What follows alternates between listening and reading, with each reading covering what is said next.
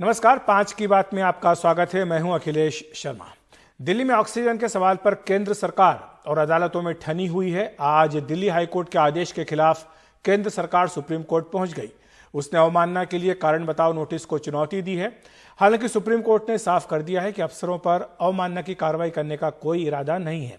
आज सुनवाई के दौरान केंद्र ने कहा कि दिल्ली को 550 टन ऑक्सीजन दी जा रही है, इससे दिल्ली का काम चल सकता है। सुप्रीम कोर्ट ने कहा कि वो 700 टन ऑक्सीजन की सप्लाई की बात से पीछे नहीं हट सकता। लोग ऑक्सीजन की कमी से रो रहे हैं। अफसरों ने बताया कि असली समस्या उत्पादन नहीं, कंटेनरों की व्यवस्था है।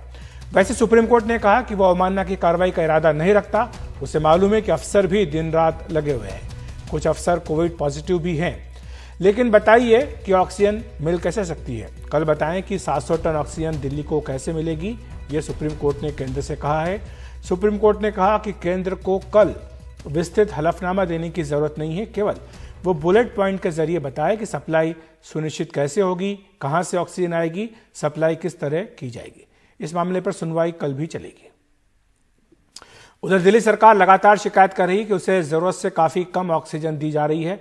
दिल्ली सरकार ने आज का जो ऑक्सीजन बुलेटिन जारी किया है, उसके मुताबिक दिल्ली में 4 मई को 555 मैट्रिक टन ऑक्सीजन सप्लाई की गई थी। यह सप्लाई अब तक की सबसे ज्यादा है। दिल्ली को 976 एमटी ऑक्सीजन की जरूरत है, यह दिल्ली सरकार का कहना है, लेकिन डिमांड की 57% ही ऑक्सीजन सप्लाई की गई है। 4 मई को 48 SOS कॉल्स अस्पतालों से आई, यानी वो ये कह रहे थे कि ऑक्सीजन जल्दी से भेजिए।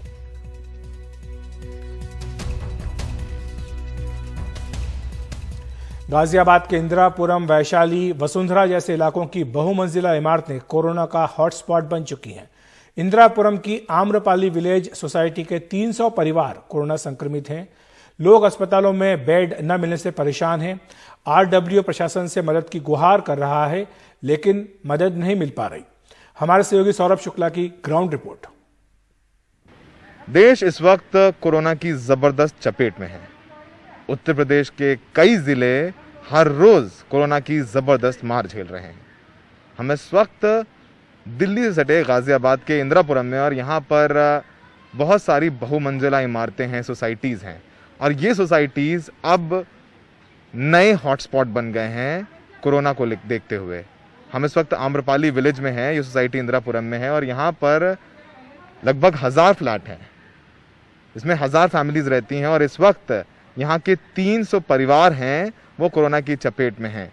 और यहाँ के जो RWA प्रेसिडेंट हैं, लोग हैं, न वो उनको ऑक्सीजन दिला पा रहे हैं, न ऑक्सीजन बेड्स मिल रहे हैं। वो लगातार प्रशासन से गुहार लगा रहे हैं कि मदद कीजिए। DM को फ़ोन कर रहे हैं, CMO को फ़ोन कर रहे हैं, पर किसी तरीके की कोई मदद नहीं मिल रही है। और सोचिए कि इन सोसाइटीज़ में इस समय कितना बुरा हाल है, और ये दिल्ली से जुड़ी हुई सोसाइटीज़ हैं। सर, आपका पहले पूरा नाम बता दें। दीपक कुमार। दीपक जी, आप RWA के अध्यक्ष हैं यहाँ के, क्या हालात हैं इस वक्त? यहाँ पे हालात अच्छे नहीं हैं, स्थिति हमारे कंट्रोल से बाहर है। 21 अप्रैल को यहाँ पे कोरोना पॉजिटिव की संख्या 120 थी। उस दिन हमने जिला प्रशासन को ट्वीट के माध्यम से मदद मांगा था। हमने चीफ सेक्रेटरी को, हमने मुख्यमंत्री महोदय को भी उसमें टैग किया था कि इसको रोकने के लिए, फर्दर फैलाव को रोकने के लिए कुछ कीजिए, ये एक बहुत बड़ा कंटेनमेंट जोन ना बन जाए, उसके लिए कीजिए। उसके पहले भी 13 अप्रैल को हमने, एंड फिर 17 अप्रैल को भी हमने डिस्ट्रिक्ट कंट्रोल रूम पे बात किया था। उन्होंने हमें बताया था कि आप लिस्ट भेजिए कौन कौन लोग अफेक्टेड हैं। वो लिस्ट भी हमने भेजी थी। फिर 3 मई को सोसाइटी सील हुई है, हमारी सोसाइटी सील हुई है। फिर कल भी हमने SOS मांगा है। आज की डेट में अप्रॉक्स 30% जो पॉपुलेशन है वो अफेक्टेड है, फैमिली अफेक्टेड है। 250 to 300 फैमिली जो है अफेक्टेड है। अगर इंडिविजुअल काउंट को देखें तो वो समवेयर अराउंड 350 से 400 होंगे जो कि लोग कोरोना पॉजिटिव है। असली किसी के घर में 1 आदमी अफेक्टेड है, किसी के घर में 2 आदमी अफेक्टेड है, किसी के घर में ऐसा होता है कि एक आदमी के ठीक होने के बाद फिर तब तक दूसरे को इन्फेक्शन हो रहा है। तो इस इन्फेक्शन को, फैलाव को रोकने के लिए जिला प्रशासन से, सरकार से मेरी गुजारिश है कि वो हमें मदद करें। इसके लिए ज़्यादा टेस्टिंग हो, ताकि टेस्टिंग में लोग ज़्यादा निकल के आ पाएँ तो उनको उचित इलाज किया जा सके। दीपक जी, अब तक कितने लोगों की मौत हुई है आपके सोसाइटी में? अभी तक 10 लोगों की डेथ हो चुकी है। 10 अप्रैल के ऑनवर्ड्स अगर हम देखें तो अभी तक 10 लोगों की डेथ हो गई है जी। सबसे बड़ी प्रॉब्लम हमारे पास है कि ये जो संख्या बढ़ता जा रहा है कि अभी एक सोसाइटी में भय का माहौल है कि अब किसका नंबर आ जाएगा। हो सकता है मैं अभी आपसे बात करूं 2 दिन के बाद मुझे शायद कोरोना पॉजिटिव हो जाए या किसी को भी हो जाए। ये एक भय सोसाइटी में लोगों के कि अब किसका नंबर आ जाएगा, अब कौन पॉजिटिव हो जाएगा।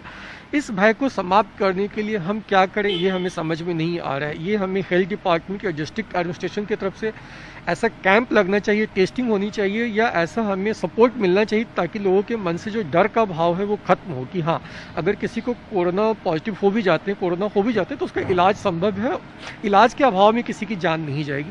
दूसरी मदद हमें चाहिए कि ऑक्सीजन सिलेंडर की व्यवस्था होनी चाहिए और जो क्रिटिकल केस हो उनका किसी तरह किसी हॉस्पिटल में उनका इलाज हो, ये व्यवस्था होनी चाहिए। सोचिए कि यहाँ 1000 परिवार हैं और 1000 परिवार में 300 परिवार इस समय कोरोना संक्रमित हैं और इनके अध्यक्ष जो आरडब्ल्यू के हैं दीपक जी वो बता रहे हैं किस तरीके से वो असहाय हैं। लोगों को अस्पताल में दाखिला नहीं मिल पाया। उन्होंने बताया कि एक पेशेंट की तो गाड़ी में ही मौत हो गई, ऑक्सीजन सिलेंडर्स नहीं मिल पा रहे हैं, टेस्टिंग नहीं हो पा रही है। तो सोचिए कि इन बहुमंजिला इमारतों में जहाँ पर देश का मिडिल क्लास रहता है उसकी इस वक्त कितनी बुरी हालत है। सरकार ने लोगों को छोड़ दिया है, उनके हाल पर कोई मदद नहीं मिल पा रही है और ये लोग ऑक्सीजन भरवाने के लिए अलीगढ़ से लेकर के बुलंदशहर तक दौड़ लगा रहे हैं। ये हालात हैं उन तमाम बहुमंजिला इमारतों की जो कि दिल्ली से सटे गाजियाबाद के इंदिरापुरम, वैशाली, वसुंधरा में है। सहयोगी पूजा आर्या के साथ गाजियाबाद से सौरभ शुक्ला, एनडीटीवी इंडिया। दिल्ली में जहां एम्बुलेंस की कीमतें आसमान छू रही हैं, ऐसे वक्त में मरीजों की मदद के लिए टाइसिया फाउंडेशन के साथ मिलकर आम आदमी पार्टी के सांसद संजय सिंह ने ऑटो एम्बुलेंस की शुरुआत की है। फिलहाल 10 ऑटो इस सेवा में लगे हैं, अब 20 ऑटो और बढ़ाने की बात है। कैसे बुक कर सकते हैं, किस तरह से इस ऑटो को, इसमें क्या खासियत है, बता रहे हैं हमारे सहयोगी परिमल कुमार। कोरोना के मरीजों को लेकर ये ऑटो एम्बुलेंस है जो निःशुल्क सेवा है और अब देखिए यहाँ पर इस तरीके से एम्बुलेंस है। एक फाउंडेशन है टाइसिया फाउंडेशन जिसने इसकी शुरुआत की है। करीब दर्जन भर ऑटो फिलहाल जो है दिल्ली की सड़कों पर हैं और लोग अगर संपर्क करना चाहें तो नंबर है 011-412-36614।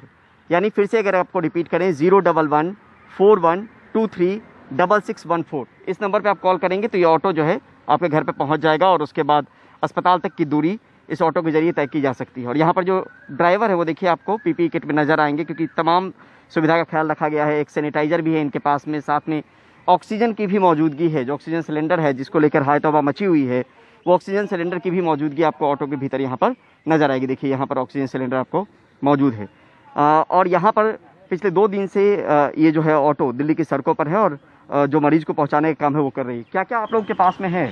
सर सिलेंडर है, ऑक्सीजन, उसको सैनिटाइजर है, मास्क है, किट है, उसके बाद ये जो पेशेंट है पेशेंट को उसको गले में लगाते हैं और उसको जो भी नियरेस्ट हॉस्पिटल होते हैं। और आपको पीपीई किट दिया गया आपकी सुविधा का ख्याल? हमारे सुविधा के लिए हमारे पीपीई किट, मास्क, सैनिटाइजर और जो भी सुविधाएं हमें मिलती रहती है। तो ये एक तरीके से लोगों की सेवा में जुटे हुए हैं और हमारे साथ संजय सिंह हैं जो सांसद हैं आम आदमी पार्टी से। उन्होंने भी इसका इनॉग्रेशन किया था। सर इसके बारे में अगर बता पाएँ ऑटो एम्बुलेंस के बारे में। देखिए बहुत सारे लोग हैं जिनका ऑक्सीजन लेवल 85 से 90 के बीच में रहता है, तो ऐसे लोगों को तत्काल किसी ऐसे अस्पताल में पहुंचने की ज़रूरत होती है जहां पे उनको ऑक्सीजन बेड मिल सके या उनका ट्रीटमेंट शुरू हो सके। जैसे राधा स्वामी सेंटर है, वहाँ पे 85 के ऊपर जिनका ऑक्सीजन लेवल होता है उनको लिया जाता है। तो ऐसे बहुत सारे सेंटर्स हैं जहाँ पे कि बहुत क्रिटिकल पेशेंट्स को नहीं, लेकिन जिनकी स्थिति माइल्ड सिम्टोमेटिक या जिनकी स्थिति थोड़ी बहुत ख़राब है उनको एडमिशन लिया जाता है। तो ऐसे लोगों के लिए ये बहुत उपयोगी होगा और इस ऑटो एम्बुलेंस के जरिए उन लोगों की मदद हो पाएगी। कल से इसकी शुरुआत हुई है और कल से लेके आज तक काफ़ी कॉल्स आई हैं। बहुत सारे लोगों को इस ऑटो एम्बुलेंस के जरिए पहुंचाया गया है अस्पतालों में। तो मुझे लगता है कि अभी हम लोग बातचीत कर रहे हैं 20 के करीब, अभी 10 हम लोगों ने कल शुरू किया है, 20 ऑटो एम्बुलेंस और हम लोग जल्दी शुरू करने जा रहे हैं। आगे और भी योजनाएं हैं कि और भी एम्बुलेंस इस तरीके के ऑटो एम्बुलेंस जो है वो सड़कों पर उतारे जाएं। फिलहाल 10 एम्बुलेंस जो है वो कल से मरीजों को पहुंचाने में जुटा हुआ है। यानी उन लोगों की समस्या थोड़ी सी कम होती हुई दिख रही है, जो लगातार एम्बुलेंस को लेकर या तो मनमाने दाम की को लेकर शिकायत कर रहे थे या फिर उनको एम्बुलेंस मिलने में दिक्कत आ रही थी। तो ये जो शुरुआत है वो निश्चित तौर पे मुश्किलों को कम ज़रूर करेगा। नई दिल्ली से परिमल कुमार, एनडीटीवी इंडिया। दिल्ली के पास के गुड़गांव में एम्बुलेंस के लिए हाहाकार मचा है क्योंकि एम्बुलेंस वाले हड़ताल पर चले गए हैं। एम्बुलेंस वाले इसके रेट फिक्स किए जाने से नाराज हैं। वो कह रहे हैं कि उनको खर्चा निकालना मुश्किल हो रहा है। अब मजबूरी में मरीज निजी गाड़ियों में अस्पताल जा रहे हैं।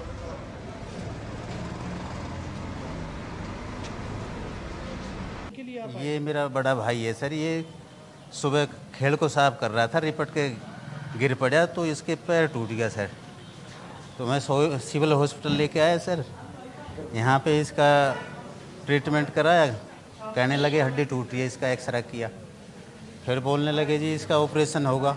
मगो जी फिर यहीं पे कर दो। मगो जी हमारे यहाँ तो बंद है, कोविड के चलते ऑपरेशन। अब मैं रोहतक के रेफर कर देता हूँ। मगो जी वहाँ पे नुगो जी देखो फिर कैसे लेके जाएगा रोहतक सर? वो एम्बुलेंस तो मिल नहीं रही, मैं अपनी पर्सनल गाड़ी से लेके जाना पड़ेगा सर।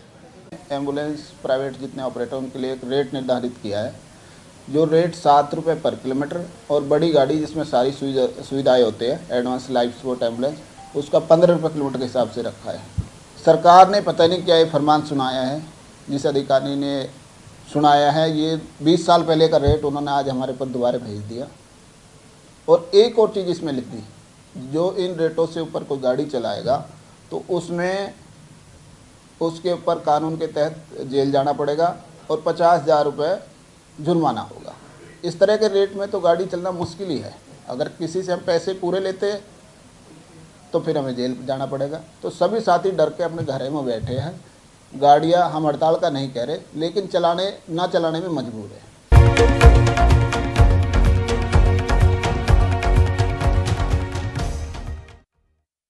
बंगाल में ममता बनर्जी ने तीसरी बार शपथ ली है। शपथ ग्रहण समारोह के दौरान ही राज्यपाल जगदीप धनखड़ ने कहा कि उम्मीद है कि संविधान के हिसाब से नई सरकार चलेगी। वहीं ममता बनर्जी ने पत्रकारों से कहा कि अभी तक सब कुछ चुनाव आयोग के अधीन था, अब नए सिरे से व्यवस्था की जाएगी।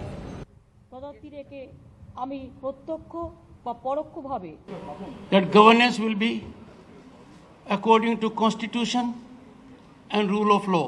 People are worried. I've been in touch with the Honorable Chief Minister. She has taken steps when I indicated to her.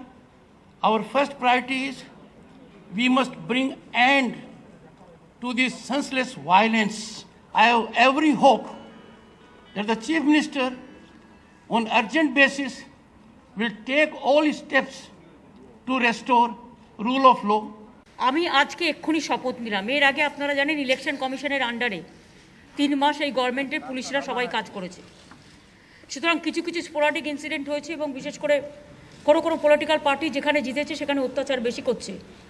সেখানে আমরা দেখে নেব যাতে কোনো রকম কেউ যাতে এখান থেকে রেহাই না পায়, এবং আজকেই গিয়ে আমি নতুন সেটআপ তৈরি করব। তার কারণ 3 মাস এই সেটআপটা আমার ছিল না, সুতরাং অনেক ইনএফিশিয়েন্সি ছিল। সুতরাং বাদবাকিটা আমি অ্যাপিল করব, কেউ যেন কারো প্রতি প্রতিহিংসা পরায়ণ আচরণ না করে। सुप्रीम कोर्ट ने महाराष्ट्र में मराठा समुदाय के आरक्षण को असंवैधानिक करार दिया है। सुप्रीम कोर्ट का कहना है कि इस आरक्षण के लिए 50% की सीमा पार करने का कोई वैध कारण नहीं है। 5 जजों की पीठ ने एक राय से यह फैसला दिया। उनका कहना है कि यह आरक्षण समानता के अधिकार का उल्लंघन है। महाराष्ट्र में आर्थिक सामाजिक पिछड़ेपन को आधार बनाकर यह आरक्षण दिया गया था। हमारे साथ है मराठा समाज के समन्वयक। सबसे पहले वीरेंद्र पवार जी, आपसे बात करना चाहूँगा कि पहली प्रतिक्रिया क्या होगी? इतना संघर्ष किया था आप लोगों ने और राज्य सरकार ने भी एक पिछड़ा आयोग वर्ग बिठाकर इसको लागू किया था, लेकिन सुप्रीम कोर्ट ने अब उसे रद्द कर दिया। कि हमारा नाम ही मराठा समाज है तो संघर्ष हमारे पीछे ही है और हमारा कभी पीछे संघर्ष छोड़ेगा नहीं, और मराठा समाज जो है ये संघर्ष करके ही आगे चलते रहा है। तो ये संघर्ष के लिए कोई डरता नहीं है। चीज़ ऐसी है कि जिन लोगों ने इतना सालों से जो बलिदान दिया, इतना सालों से काम किया है, और उन्होंने जिन लोगों के लिए काम किया है, उन लोगों का आगे क्या होगा ये सोच के हम लोग को डर लगता है। जब ये आरक्षण की मामला सुप्रीम कोर्ट में जब था, तभी हम लोग ने बताया था कि इसके अलावा दूसरा कोई चारा नहीं है। अगर हम लोग सुप्रीम कोर्ट में नहीं कुछ भी कर पाएंगे तो हमारे पास आगे कोई चारा नहीं होगा। और राज्य सरकार फिर एक ही चारा रहेगा, वो है कि 50% के अंतर्गत 50% कोटा के अंतर्गत मराठा समाज को आरक्षण दे के ये फैसिलिटी लागू करनी पड़ेगी। और इसके लिए अहवाल जो था, जो न्यायाधीश गायकवाड़ कमेटी का जो रिपोर्ट था जिसके बेसिस के ऊपर मराठा आरक्षण दिया है, वो उसमें जो एक्स्ट्रा ऑर्डिनरी सर्कमस्टेंसेस के ऊपर से जो 12-13% का एक्स्ट्रा रिजर्वेशन दिया गया था, सुप्रीम कोर्ट ने उसको रद्द किया हुआ है। पूरा रिपोर्ट रद्द नहीं किया हुआ है। ये हम लोग को जो हम लोग स्टार्टिंग में जो अभी इसको आकलन कर रहे थे तो इसमें तो ये दिख रहा है कि पूरा अहवाल नहीं किया हुआ। इसकी एक काल मर्यादा पहले से रखी गई है। जब पहली बार भी जो आरक्षण दिया गया था तो 10 साल की इसकी काल मर्यादा थी। ये क्या लाइफ लॉन्ग एंजॉय करने वाली फैसिलिटी नहीं है, किसी जाति को नहीं मिलती है। हमारे साथ एक और समन्वयक है अंकुश कदम। तो ये सिर्फ एक मांग है आप लोगों की, कैसे होगा? क्या राज्य सरकार पे फिर से दबाव बना जाए? क्योंकि इतना संघर्ष करने के बाद तो फिर ये दिन आया था, लेकिन उसे भी खारिज कर दिया गया। बिल्कुल, ये जो हमारा मराठा आरक्षण के अगेंस्ट जो काम कर रहे हैं वो कोई अलग जात के लोग हैं, वो सरकार और ये दोनों मिलके कर रहे हैं ताकि मराठा आरक्षण ना मिले। लेकिन ये अभी तय हो गया है कि आयोग हमारा सिद्ध हो गया है, आयोग हमारा आज ओके है, तो राज्य सरकार 50 के अंदर बिठा सकती है। उतना बैकलॉग अभी भी है। और आज कैबिनेट का आज मीटिंग है, तो हमारा मांग है कि आज के आज इसके ऊपर निर्णय लिया जाए, आज के आज इसके ऊपर जो भी राय सरकार की है वो दिए जाए, अन्यथा ये सरकार को बहुत महंगा पड़ेगा मराठा समाज के खिलाफ काम करना।